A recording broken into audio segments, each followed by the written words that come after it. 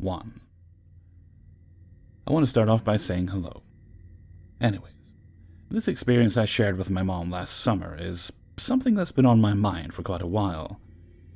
And what's more frightening to me is I've gotten no closer to figuring out what happened or why this may have been. So to give a bit of background info, we are located on the East Coast Delmarva area, and my family and I were living with my aunt until we had some money saved up to move into a home of our own. The area my aunt lives in is almost all farmland and woods. The closest stores are 30 to 45 minutes out each way, and my aunt owns about 8 acres of land in the back of her home. In the front, there are woods that face the home and stretch for miles in each direction, with the occasional house built close to the single-lane road she lived on, but on the side of the woods themselves. We also parked our car out on the street and not in their driveway because they had several vehicles. The walk from the street to the back of the house is about a 5-minute walk. Anyways, my mom and I smoke. It's about 11:30 at night, and we decide to take a drive around the neighborhood, smoke, check out the farms, and see the animals at night. We're driving for a bit, and finish smoking both our cigarette and joint and head back home. Everything seemed normal. No weird experiences on the drive or any indication anything was wrong. My instincts could not have been any more incorrect. We pull up to the house. It's so rural out there aren't any streetlights, and it's dark enough to count every star in the sky if you wanted to. I turn the car off and go to put the flashlight on my phone, because of not being able to see walking to the house, and I felt it was darker than normal. My mom and I get out of the car and immediately cannot see. The side I get out on is less than 10 feet from the woods. Even with my flashlight being on, her and I lose one another for a moment, as I couldn't see her at all just from the short distance around the car. We both feel extremely disoriented and express to one another how much it's darker than normal. As soon as we got done saying that, we both noticed this noise that had been there since we got out of the car, but hadn't realized it at first as it got increasingly louder. It sounded as if a man had a microphone hooked up with surround sound speakers throughout the woods, and was humming just a straight hum, but not musically, almost as if whatever was making the noise was satisfied. It was so deep, but smooth. I compare it to a man's voice because of how deep it was, but this clearly was not a human. My mom and I looked at one another, stopped dead in our tracks, and asked if one another could hear it. The humming got louder, as if whatever this was trying to draw us in. It wasn't menacing in the way where this noise was a screech or a howl, but a loud as if it was a predator looking down satisfyingly at its next meal. But it was all you could hear. No more animals, no goats, no frogs, nothing. As we both realized what we were hearing, we took off toward the back entryway of the house. I'd never been so scared in my life. I've had encounters with the paranormal and entities, but not this. Luckily, we moved from there months ago, but I still have no idea what that thing could have been. What scares me more is that it had the ability to dull our senses, make it to where we couldn't see and were dizzy and disoriented, and for a moment, couldn't even hear one another, although having our arms locked together after we found each other. Can someone please tell me what this possibly could have been? I've tried to look it up multiple different ways, but I found nothing. I'm 24 years old, and I've always believed in the paranormal. I don't actively seek it out by any means, because you just don't mess with what you can't see. But this experience has really had me wondering about the evils in this world and what that could have been. It scares me to death to think what would have happened had I not had some sort of external light to, literally and spiritually, guide me to my mother and safety. 2. So I have always experienced little creepy things throughout my life, but nothing huge. I moved from California to western New York to live with my boyfriend, and we moved into our own place. It's a very nice area, so I would say I live without a huge fear of anything really happening.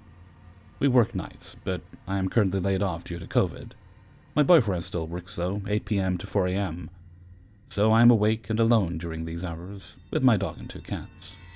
It started off as knocks on my back door, always coming from the back door, that I would sometimes get scared of, but I just passed them off as wind. But then, one day, while I was playing PS4 online while in a party chat, I hear a lady sobbing outside. I tell my friends and they tell me not to open the door, believing it could be a human trafficking trick. So I crawl to the window and peek outside, only to find nobody out there. So we joke that my backyard is haunted, and all that. But I don't think much of it. I eventually forget about it. This one stands out to me because I almost ran outside. I was on the phone with my family as my boyfriend was leaving to work. He usually lets the dog out before he leaves, and sometimes she doesn't come back in immediately. This is important because she has escaped from our yard as my boyfriend leaves, and we have to chase her down the block to catch her. So while I'm on the phone, I clearly hear my boyfriend yell the F-bomb. I immediately think, oh no, the dog escaped. So I hang up the phone and rush to the door, but I realize his car is gone. So I just stand confused and call him. Hey, what happened? Did Ruby get out? She's inside. Why do you think that... I just heard you yell outside. Oh, that's weird. No, I'm like a few blocks away right now. I was extremely confused as I've never experienced that. I keep hearing things since then, knocks, bangs, even meowing once. But I ignore them all because I don't want to go outside. Whoever or whatever it is wants me outside, I guess. So at around 3:30 a.m. today, my boyfriend got out early and got home as I was washing dishes, so I didn't get to hug him his welcome back hug yet. He went upstairs to get changed, and I continued doing my thing. I then hear him at the back door saying, "Hello?" For a moment I'm thinking he is outside the door and needs me to unlock it and open it. But I quickly realize he is upstairs. So I freeze and immediately call him as I'm scared and confused. He tells me he didn't say hello and that he is in the bathroom. I slowly walk from the kitchen to the opposite side of the house, and I was shaking hard. It was definitely his voice and rhythm. Whatever it is mimicked his voice perfectly. I'm even shaking now, to be honest. Nothing else has happened, as now the sun is out, but I do worry for tomorrow and every night after that. I luckily am not getting hurt by it or anything, but it's just very scary to experience. And it is honestly giving me some anxiety now every time I open that door. One of my friends have told me to get my house blessed. Although nothing ever happens in the house, it's only the backyard. I was also told to put nickels on the windowsill or something like that. I don't know if I'm going crazy and imagining this. I wouldn't believe it could be that, though. Because it doesn't happen when I'm thinking about it. It happens at random moments when I'm too busy doing something to be able to imagine it. I'm not on any medications. I don't drink or do drugs. I have looked online for anything similar, but haven't found anything. What are your thoughts? 3. I'm just going to cut to the chase and explain. I live in a fairly old home. It's been around since the 70s or so. I've lived in it all my life, and to this day I still live in it. Despite people usually growing comfort to their own home, I never could. Spiritual and energy reading runs in my family, and it runs in it painfully strong for whatever reason. So as a kid, I could always walk into a building and feel when the energy just felt wrong. My mother would always point out in my later years on how younger me would refuse to enter a room in our house if something felt wrong, or how I would be given a passed-down item and distance myself away from it. Well, I do remember about the man in the garage as a kid. I'm 18 now, and I still feel this god-awful presence when I enter the garage. It's just a void of darkness sitting in the far corner of the garage staring blankly at me, and it fucks me up. I can physically feel a human presence looking back at me. You know that feeling where you know someone is looking at you? Yeah, well, it's like that, just more ominous. My mother had mentioned to me at a young age that her landlord's uncle had died by an electrical accident in the garage. Ever since she told me that, it stuck with me. Anyways, I remember playing around with my mother one day on a ghost app. We both knew it was bogus, and it was strictly for fun. It was one of those apps where a voice comes up and you say a word. Well, the app clearly said garage.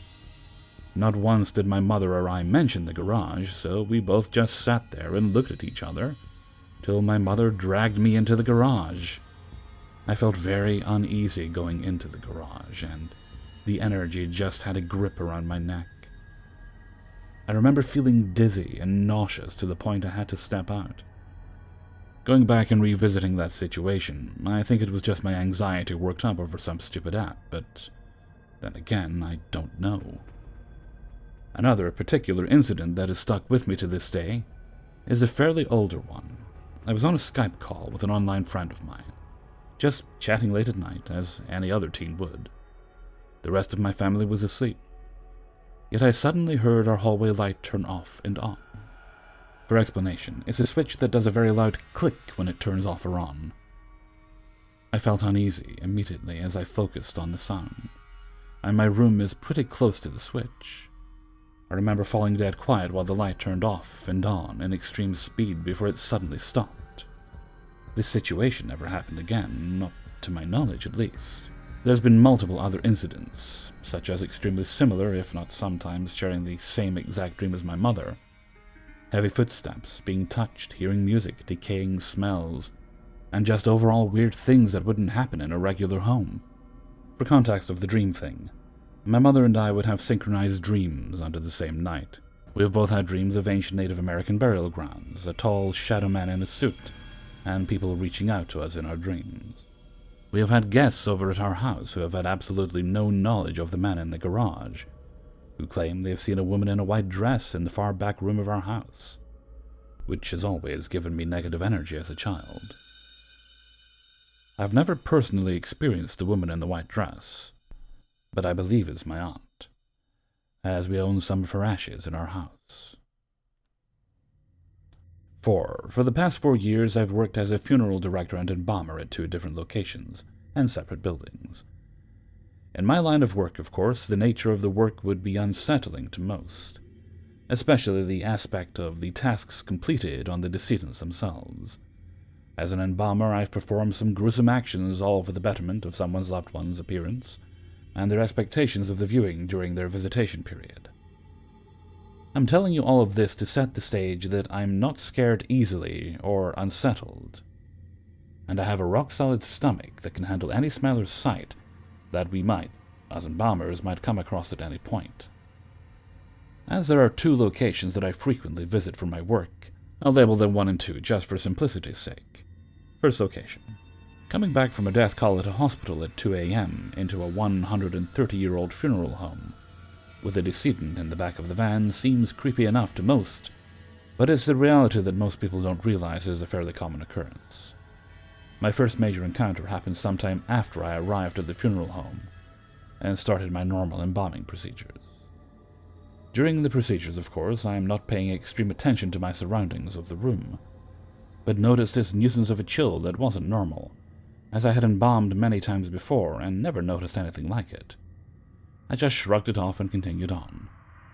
After I had completed, I walked into the casket showroom, which is directly next to the embalming room, and flipped on the lights. And in the corner, next to the end 2 caskets, was a black mist that seemed to dissipate into the corner of the room. Plain as day in the fully lit room, I was absolutely rocked by this realization that me and the decedent were not alone in the funeral home, and someone had been watching me the entire time. The second occurrence was when I was leaving one night at around 11 p.m. after a long day of death calls and funerals. Every evening when we leave, we go from room to make sure every light is off to save on the electric bill. I sat down in my car and looked up to find one of the rooms on the 2nd level and noticed the lamp was on. I decided not to go back in and get it in the morning. No big deal, right? I wish. This specific room was the location manager's office, and it looked as if the light was emanating from the middle of the room. Just some context. The lamp in question was originally owned by the location manager's wife, who had passed, and also went through the same funeral home he worked at. He had brought it from home to use there in his office because it was no longer needed at his house. The next day, I went up there to check on the room and turn the lamp off. Only problem was that the lamp emanating the light the night before was sitting in the middle of his desk, but not even plugged in. I was the first employee there that morning, and no one had been there during the night for any reason at all. Also, when seeing the lamp on the night before, I know the funeral home was empty because I was the last person to leave. Now, these two occurrences aren't alone, but they are the most notable, because I can't explain them away. There are several hundred times that I felt watched, or something seems to move in the corner of my eye.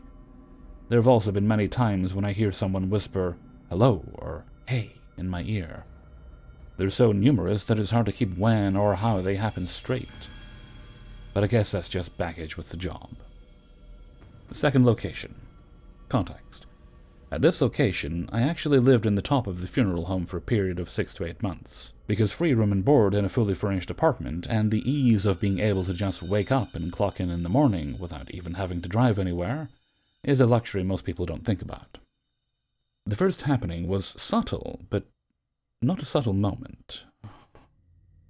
A few weeks into my initial move into the apartment upstairs, I was sleeping in my room upstairs and was awoken by sounds of creaking stairs, as if someone was walking up them.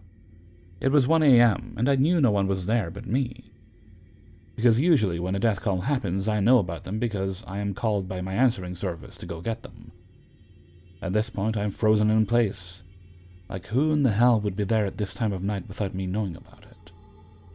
All of the doors are locked to enter the funeral home, and so is my bedroom door.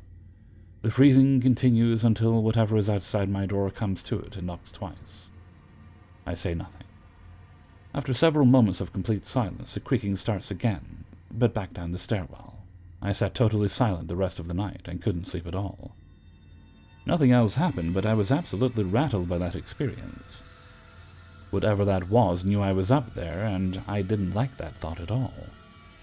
I had no other choice but to continue to live there because my financial position at the time, I couldn't really afford anything else. My second experience there was in the evening as well.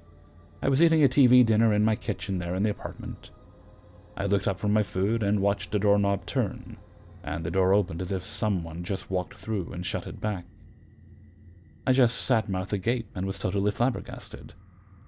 I was also there alone that night as well. No breezes or change in air pressure, due to other door closures, could force open and shut that door like it did that night. Finally, and the most recent, this post is being written on a Sunday. Yesterday I was sitting on the couch downstairs on break during the middle of the day. I was alone again. Context. If there is nothing going on as far as funerals or arrangement conferences on the weekends, we keep the doors locked and the lights off. I rose from the couch and was walking into the main hall of the funeral home, and I noticed a man standing in the doors to the funeral chapel. I said aloud to him, "Hey, you!" He didn't turn around or anything. He just walked away from me and turned the corner. I followed him into the chapel to try and get his attention. I rounded that same corner and found absolutely nothing. By this time, I was freaking out. The man was wearing a navy blue pinstripe suit and white-collared button-up, gray slicked-back hair, and was about the same height as me. He was an older fellow and was a little hunched over in the back. For reference, I'm 6'2". I immediately called the manager of the funeral home, same as the other location, and told him what had happened. He told me that I had probably seen his old manager who had also lived in the apartment that I currently did several years ago. Everything made sense in that moment. Any questions or requests for clarifications, just leave your comments below. I'll be checking and more than happy to respond. 5. This story takes place over several years and happened while I was in late high school and early community college. My two best friends lived directly across the street from one another. Mike had been there most of his life, and Rob and his parents moved in directly across the street. We used their street as a headquarters and chill spot, and would spend most of our days together. It was always us three, and then random friends that would come and go as well. Since Rob's house was bigger, the three of us, along with anyone else that joined, would all gather primarily in his house, as it had a large finished basement, and it was easier to just be teenagers down there. Rob also used it as his computer room and for band practice. Weird things started to happen that we couldn't explain. Entire groups of people were experiencing this, so I know that we weren't crazy. It bothered some of us, but for the most part, we were just curious about it. Being teenagers, we all just instantly classified it as demons, of course. Off the top of my head, here are some isolated events. Heavy footsteps upstairs in the middle of the night. We went upstairs, grabbed kitchen knives, walked the whole house. Even upstairs, both his parents were dead asleep, and didn't see anything. Upon further inspection, we noticed a sand dollar decoration that Rob's mom had set on the living room coffee table was smashed to pieces, just sitting on the coffee table as if struck with a hammer. We also inspected the old grandfather clock and noticed the pendulum wasn't swinging. It usually does. The clock was icy cold to the touch. Following a party, all of us crashed in the basement. I want to say there were at least 5 people. We kept hearing this weird 8-bit music coming from an unidentifiable source. No matter where we were looking, the sound seemed to be coming from nowhere and everywhere all at once. None of us were able to identify what the tune or melody was. One of our friends got upset and went home. Another night, Mike saw a shadow figure go into the laundry room. It was a room connected to the basement, and when he turned the light on and went in there, of course, there was nothing there. All of us were accounted for, and so it wasn't someone pulling a prank. I wasn't there for this one, but Rob and Mike were hanging out alone at Rob's house and claimed that they had to lock themselves in one of the bedrooms upstairs as they felt something chasing or stalking them. They heard footsteps rushing up the stairs and then at the door. And then assorted random events, things being misplaced, strange sounds at night. These would happen periodically over the years. One night, Rob claims the demon showed itself to him in the basement when he was there alone. It didn't seem threatening. It was a man wearing a denim jacket, standing in the hallway, propped up against the wall with his arms crossed. It then dissipated. Rob said he didn't feel threatened or scared, and that he felt rather comfortable with this ghost. There was nothing malicious about it. Since we didn't have a name for it, we decided to just name the ghost Denny, because of his denim jacket. We now had a name for it, and would refer to this ghost as Denny for the remainder of the time. Whenever we'd see Rob at school or around town, we'd ask him if he'd seen or heard Denny. I don't actually remember if he saw the apparition again, but small things would happen here or there, and we'd all just chalk it up to Denny and move on with our days. We officially stopped being afraid of it, strangely. One day, I was hanging out with Mike and his mom across the street at Mike's. Rob wasn't home, so it was just us. Mike's mom had been a local bartender in the area for decades, and we were just sharing some Denny stories with her. I'm pretty sure a Denny event happened the day prior, so we were just giving her a recap of what we'd experienced. Keep in mind, we had not mentioned the name Denny to her, as she didn't have any context, so we just refer to it as the ghost when speaking to her. She goes on to tell us that she knew the man that lived there before Rob and his family moved in. He was a local at the bar she worked at, and he had apparently died of brain cancer some time ago.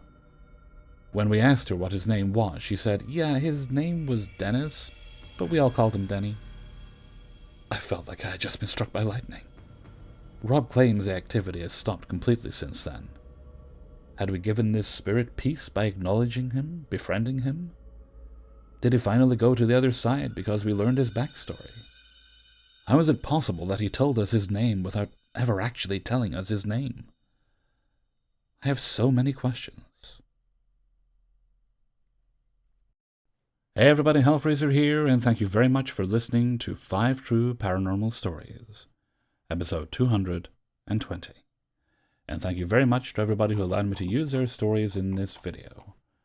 And also, I will remember to do this in the description if I don't yell at me, but the author of the last story there is Matt the Martian on Instagram and Matt Da Martian on Reddit, but if you'd like to check out their Instagram page, I will have their handle in the description. Okay. And with that, I'm feeling a need for snacks, so I'm debating whether or not I could brave another trip out. Maybe if the weather's okay, we'll see. It's usually quieter this time of night. Okay, and with that, I'm going to head off for now. So until next time, thank you very much for listening, and take very good care of yourselves.